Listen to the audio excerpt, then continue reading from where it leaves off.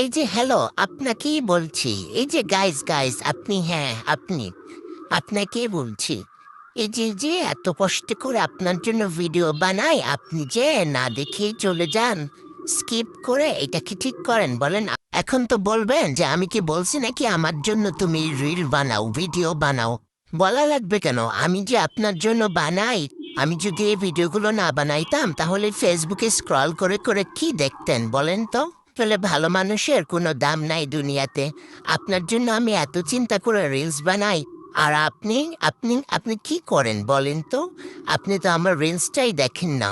এটা কি ঠিক? এত অমানবিক অত্যাচার আমার প্রতি? আবার কিছু দর্শক আছে যারা দেখে আবার চলে যায়, লাইকও করে না, কমেন্টও করে।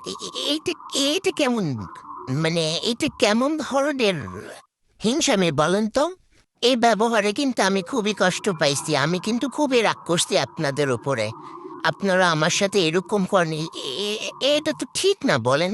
আর যারা আমার ভিডিও দেখো তাদেরকে অনেক ভালোবাসা, অনেক ভালোবাসা। লাইক কমেন্ট করো, তোমাদেরকে অনেক ভালোবাসি। আর যারা আমাকে দেখো কিন্তু লাইক কমেন্ট শেয়ার কিছুই করো না, তাইলে তাদেরকে বলবো তোমরা কিন্তু কুত্তার গু খাও। মনে রেখো।